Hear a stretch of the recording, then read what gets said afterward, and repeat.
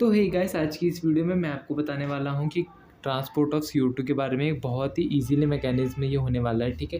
तो अब हम बात करते हैं कि ट्रांसपोर्ट ऑफ CO2 पहले कैसे होती है। पहले कुछ बेसिक बात कर लेते हैं। तो सबसे पहले जो हमारी बात होती है कि ट्रांसपोर्ट ऑफ CO2 देख सकते हैं आप। आपको पता है कि transport of CO2 7% through dissolve state होती है बाय प्लाज्मा।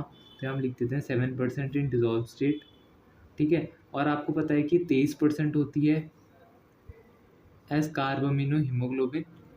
और हमें पता है कि रिमेनिंग जो 70% होता है, ये होता है in the form of bicarbonate, ठीक है। अब ये जो बाइकार्बोनेट होता है ना, हम बोल तो देते हैं कि बाइकार्बोनेट की फॉर्म में होता है, पर यहाँ पे जो बाइकार्बोनेट होते हैं ना, ये भी अल्टीमेटली आपके कहाँ पे आ रहे होते हैं, ये भी अल्टीमेटली किससे ट्रांसपोर्ट होते हैं, थ्रू प्लाज्मा से ही ट्रांसपोर्ट होते हैं, जिसकी हम बात अभी आगे मैकेनिज्म में करने वाले हैं। तो ये हम 70% तो हम बोल देते हैं बाइकार्बोनेट की फॉर्म में, लेकिन ये बाइकार्बोनेट भी हमको पता है कि CO2 का हमें ट्रांसपोर्ट कहाँ करवाना है, एल्वेलाई में ट्रांसपोर्ट करवाना है। तो ये जो बाइकार्बोनेट होते हैं ना, तो ये बाइकार्बोनेट प्लाज्मा के थ्रू ही एल्वेलाई में चल जाते हैं। तो मान लो अगर आप पे क्वेश्चन आ जाए कि कितना % CO2 ट्रांसपोर्ट होता है in the form of dissolve state in plasma, तो आपका आंसर हो जाएगा 7%। पर अगर आपको क्वेश्चन आ जाए कि कितना % कार्बन डाइऑक्साइड ट्रांसपोर्ट होता है थ्रू प्लाज्मा, अगर वो कुछ नहीं बोल रहा है, इसने डिसॉल्व स्टेट नहीं बोला, उसने सिंपली बोला है कि कितना % कार्बन डाइऑक्साइड ट्रांसपोर्ट होता है थ्रू प्लाज्मा, तो आपका क्वेश्चन, आपका जो आंसर आ जाएगा वो जाएगा 70%, और ये वाला 7%, तो टोटल हो जाएगा 77%। ये जाता है थ्रू प्लाज्मा, टोटल प्लाज्मा के थ्रू जाएगा। और 7% कब जाएगा, अगर क्वेश्चन में लिखा होगा डिसॉल्व, तो डिसॉल्व वर्ड पे ध्यान देना। अगर डिसॉल्व लिखा हुआ तो ये 7% होगा आंसर, और अगर कुछ नहीं लिखा हुआ तो 77% होगा, ठीक है। तो अब हम बात कर लेते हैं कि इसके मैकेनिज्म के बारे में। तो मैकेनिज्म को हम दो हिस्सों में बांटेंगे। सबसे पहला हिस्सा होगा हमारा जो होगा लोडिंग ऑफ CO2। भाई अब मान लो कि कोई भी टिश्यू है, ठीक है, जैसे हम टिश्यू से बस शुरू करते हैं। जैसे मेरे पे एक टिश्यू है, ठीक है। अब ये टिश्यू है, मान लो कि टिश्यू में क्या होता है, टिश्यू में हम सबको पता है कि टिश्यू में ग्लूकोज होता है, ठीक है। यहाँ पर कुछ तो रेस्पिरेशन होगी, और उस रेस्पिरेशन से क्या बनेगा, उस रेस्पिरेशन से आपका ATP भी बनता है और आपका CO2 भी बनता है। अब इस CO2 को मेरे को क्या करना है, अब इस CO2 को मेरे को ट्रांसपोर्ट करना है। इस CO2 को मेरे को एल्वेलाई पे लेके जाना है, ताकि हम इसको बॉडी से क्या कर सके, बाहर कर सके।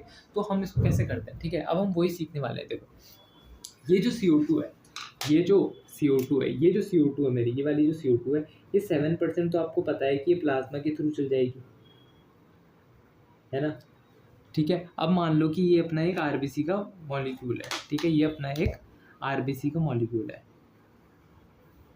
ठीक है। ये अपना एक क्या है, RBC का मॉलिक्यूल है, ठीक है।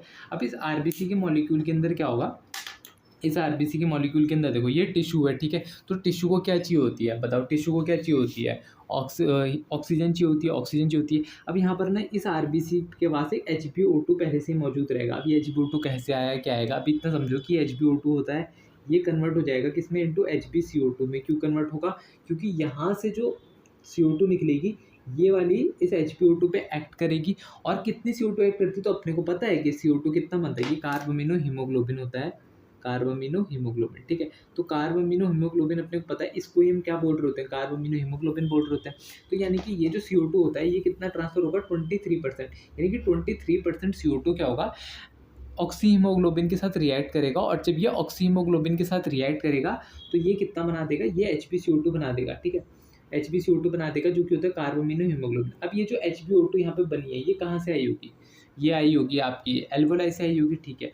अब ये बात आती है कि CO2 यहाँ पर क्यों जुड़ रही है, क्योंकि आप सबको पता है ये टिश्यू वाली साइड है, तो यहाँ पर पार्शियल प्रेशर ऑफ CO2 क्या है, ज़्यादा है, then partial pressure of oxygen क्या है, कम है। क्योंकि यहाँ पे पार्शियल प्रेशर ऑफ ऑक्सीजन कम है और partial pressure of carbon dioxide क्योंकि यहाँ पे ज़्यादा है, तो कार्बन डाइऑक्साइड कंबाइन करेगी। अब देखो, कार्बन डाइऑक्साइड ने HbO2 के साथ कंबाइन कर दिया, तो क्या बना दिया, HbCO2 बना दिया। अब ये जो HbCO2 तो बन गई, लेकिन यहाँ से क्या हो गया, ऑक्सीजन रिलीज हो गई। ऑक्सीजन क्या करेगी, ऑक्सीजन इस टिश्यू को मिल जाएगी। अब अपने को पता है ना कि टिश्यू को क्या चाहिए होती है, ऑक्सीजन। तो इससे साफ हो रहा है कि इसकी ऑक्सीजन कहाँ चल जाएगी, टिश्यू के पास चल जाएगी, ठीक है। तो HbO2 से कन्वर्ट हो गया HbCO2, ठीक है। अब ये तो हो गया चलो 23%। अभी आप इससे कंफ्यूज मत होना कि हमने यहाँ पर HbO2 कैसे लिखते सीधा। अभी जब हम ये जो पहला केस होता है ना, इसको हम बोलते हैं लोडिंग ऑफ CO2। यानी कि हम क्या कर रहे हैं, CO2 को लोड कर रहे हैं। ये क्या है, एक RBC का मॉलिक्यूल है, इस RBC के अंदर हम CO2 को लोड कर रहे हैं। तो अभी आप कंफ्यूज मत होना कि HbO2 कहाँ से आया। जब हम अनलोडिंग ऑफ CO2 पढ़ेंगे, तब हम देखेंगे वहाँ पर कि HbO2 कहाँ से आया, ठीक है। तो आप बने रहें वीडियो के साथ। तो HbO2 क्या होगा, HbCO2 रहेगा, ऑक्सीजन निकल गया। अब इतना समझो कि CO2 आया, HbO2 के साथ कंबाइन करा तो HbCO2 बना दिया, वो क्या उसको हम बोलते हैं कार्बोमिन हीमोग्लोबिन, जो कि 23% होता है मेरा। और ऑक्सीजन निकल गई यहाँ से और वो कहाँ पहुँच गई, टिश्यू के पास पहुँच गई, ठीक है। अब इतना तो हो गया। अब देखो CO2 कितनी बची हुई है, रिमेनिंग CO2 है मेरी 70%, ठीक है। अब ये जो 70% CO2 होती है, ये आपको पता है in the form of bicarbonate जाती है। अब ये बाइकार्बोनेट कैसे जाएगी, आप सबको पता है कि RBC के अंदर एक वाटर होगा, वाटर होता है ना RBC के अंदर, तो मान लिया मैंने वाटर बना लिया, ठीक है। और ये जो 70% CO2 है ना, ये जाएगी और ये CO2 कंबाइन होकर क्या बना देगी, H2CO3, ठीक है। यहाँ पर एक एंजाइम एक्ट करता है, अगर आपको उस एंजाइम का नाम पता है तो वो होता है CA। CA क्या है मेरा, कार्बोनिक एनहाइड्रेज, कार्बोनिक एनहाइड्रेज, ठीक है। तो ये एंजाइम होता है कार्बोनिक एनहाइड्रेज। ये क्या करता है, ये H2O को किस में बनेगा, H2CO3। H2CO3 क्या आता है, कार्बोनिक एसिड इसको हम बोलते हैं, ठीक है। अब ये जो H2CO3 होता है ना, ये वाला जो H2CO3 होता है, ये जो H2CO3 होता है, ये कन्वर्ट होता है फिर से कार्बोनिक एनहाइड्रेज पे एक्ट करेगा और H2CO3 किस पे कन्वर्ट होगा, into H positive and HCO3 minus ion, ठीक है। ये इस पर टूट जाएगा। H2CO3 दो चीज़ें करवा रहा है, एक sorry my bad, carbonic anhydrase दो चीज़ें करवा रहा है। एक तो वो कार्बन डाइऑक्साइड को H2O के साथ जोड़ के H2CO3 बना देता है और फिर वो H2CO3 को तोड़ दे रहा है, तो H positive and HCO3 minus ion, ये HCO3 माइनस आयन है, ठीक है।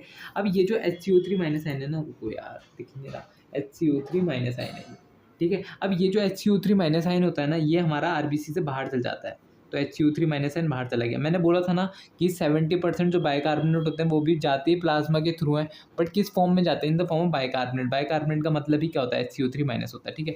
अब बाहर HCO3 माइनस हो गया प्लाज्मा में, ठीक है। अब प्लाज्मा में क्या होता है, प्लाज्मा में आपको पता है हमारे पास क्या होगा, Na+ होता है, आयंस होते हैं अपने प्लाज्मा में, तो ये रिएक्शन करके क्या बना देगा, NaHCO3 बना देगा।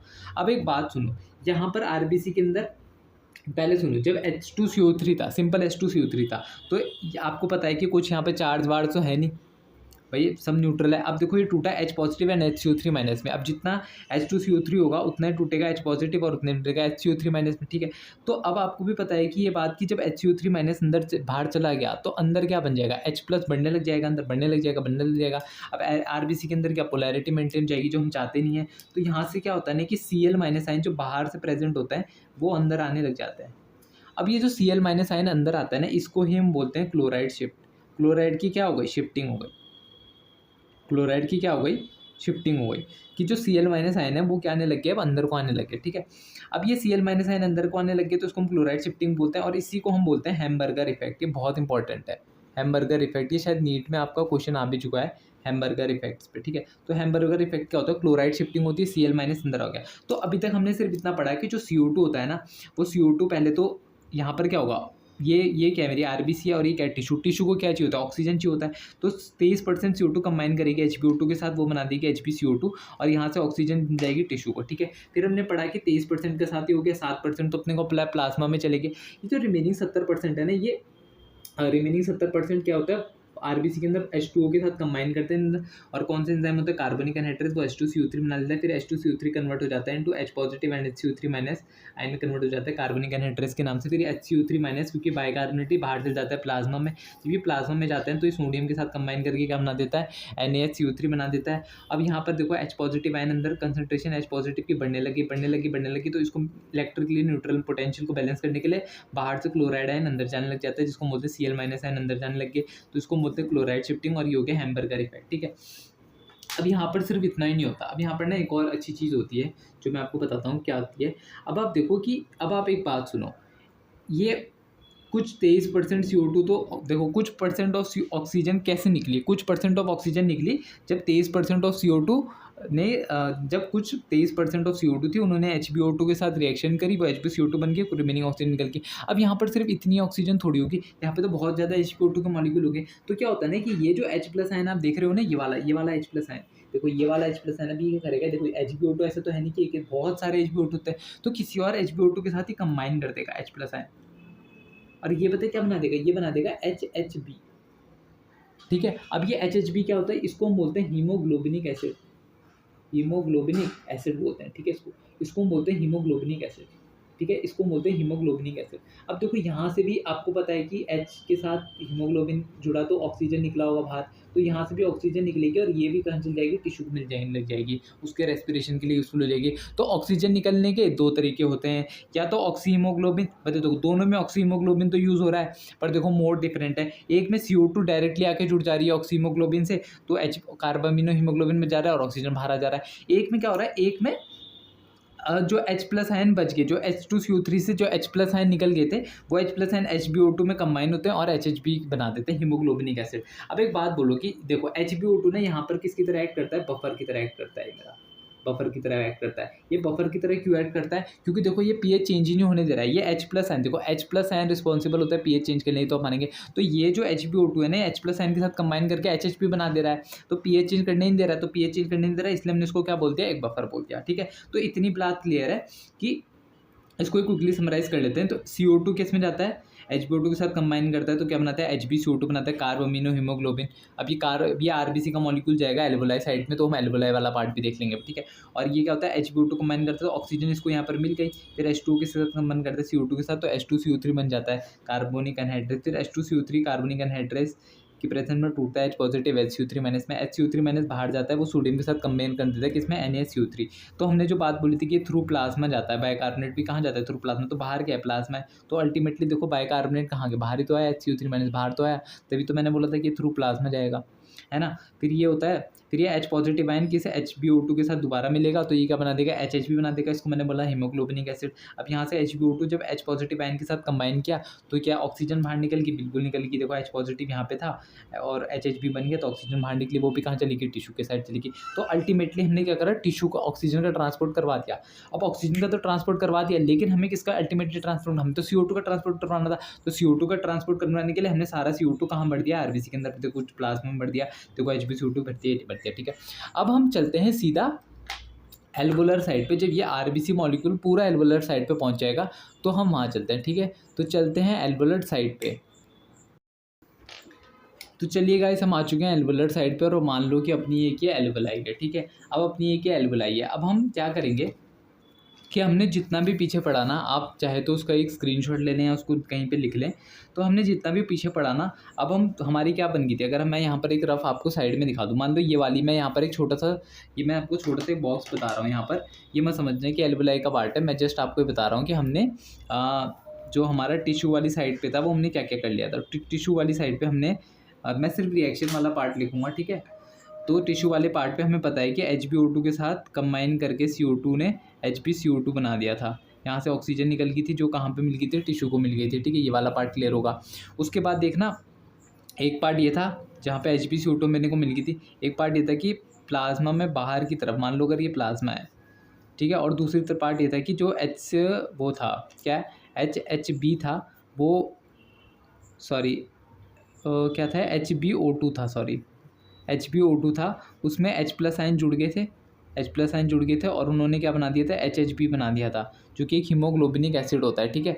और क्या पढ़ा था हमने कि प्लाज्मा में, अगर ये बाहर प्लाज्मा है मेरा, सॉरी दिख नहीं रहा, तो अगर मान लो ये प्लाज्मा है, यहाँ लिख देता हूँ, ये प्लाज्मा है, ठीक है। तो प्लाज्मा में हमने क्या पढ़ा था, प्लाज्मा में क्या है, H+ आयन है, और क्या है, सॉरी H+ नहीं है, कौन सा आयन है, NaHCO3 है, सोडियम बाइकार्बोनेट, ठीक है। सोडियम बाइकार्बोनेट, हमें पता है सोडियम के साथ H+ आयन जुड़ गया था, ये पीछे हमने पढ़ लिया था, ठीक है।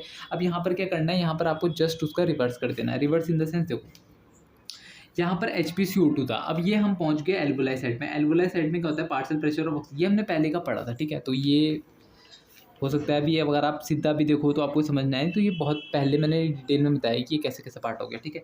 तो देखो पार्शियल प्रेशर ऑफ ऑक्सीजन क्या होता है, बहुत ज़्यादा होता है और एल्वोलर साइड में, और पार्शियल प्रेशर ऑफ CO2 क्या होता है, बहुत कम होता है, ठीक है। तो जब पार्शियल प्रेशर ऑफ ऑक्सीजन क्या होता है, बहुत ज़्यादा होता है, तो यहाँ पर क्या होता है ना कि देखो यहाँ पर क्या है, HbCO2 बन गया था, तो वो वही वाला RBC जिसमें HbCO2 बन गया था ना, वो यहाँ पहुँच गया, तो ये HbCO2 बना लिया इसने, ठीक है। HbCO2 बन गया। अब यहाँ से क्या होगा इसमें, अब क्योंकि यहाँ पर पार्शियल प्रेशर ऑफ ऑक्सीजन बहुत ज़्यादा है, तो यहाँ पर ऑक्सीजन क्या कर देगी, कंबाइन कर जाएगी।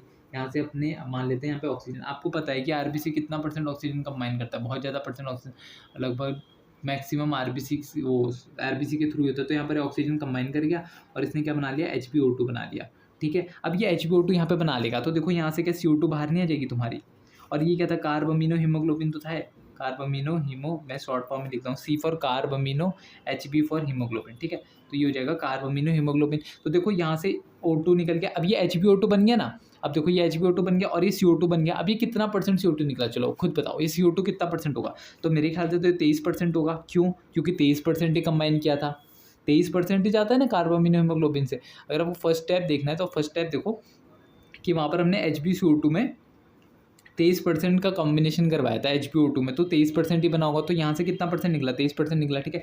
अब जो 7% वो प्लाज्मा के थ्रू डिसॉल्व स्टेट में आया था भाई, वो तो पहुँच ही जाएगा एल्विलाई के पास, उसकी तो कोई झंझट नहीं हो, तो प्लाज्मा के थ्रू पहुँच जाएगा, ठीक है।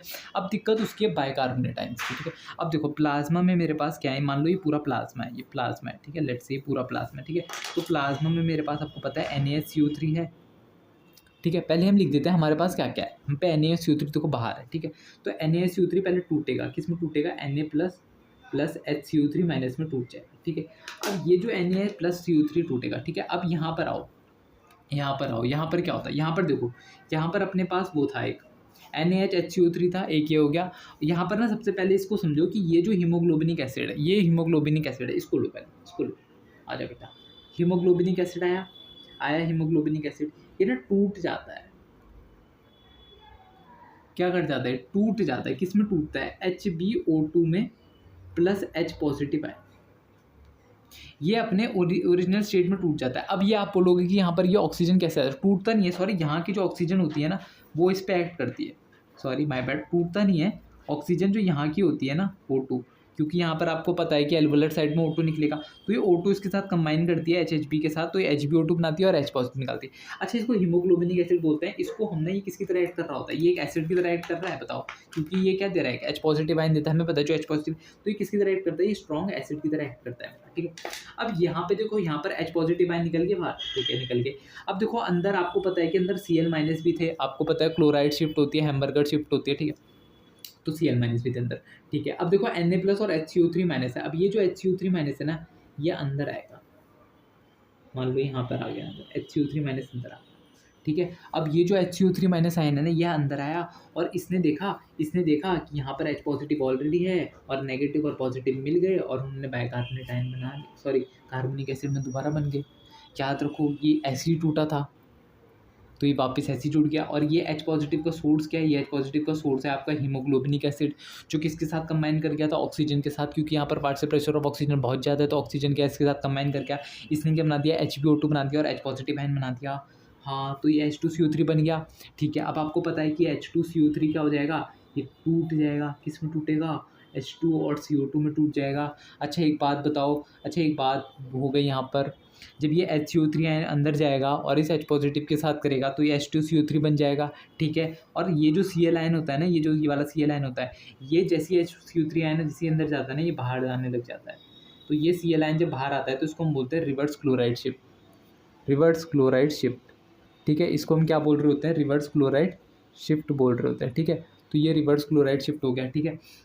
अब Cl माइनस बाहर आ गया। अब आपको पता है अंदर HCO3 माइनस हो गया, वो H पॉजिटिव के साथ जुड़ा। ये H पॉजिटिव कहाँ से है, HHB से आया H पॉजिटिव, क्यों, क्योंकि ऑक्सीजन से कंबाइन किया और HCO3 H2CO3 बन गया। फिर H2CO3 टूटा किस में, H2O और CO2 में। अब ये जो CO2 है कितनी परसेंट होगी, ये 70% होगी। तो ये 70% CO2 कहाँ चल जाएगी, एल्विलाई के पास आ जाएगी 70% CO2, ठीक है। ये एक स्ट्रॉन्ग एसिड की तरह रिएक्ट कर रहा है क्योंकि H पॉजिटिव आयन है।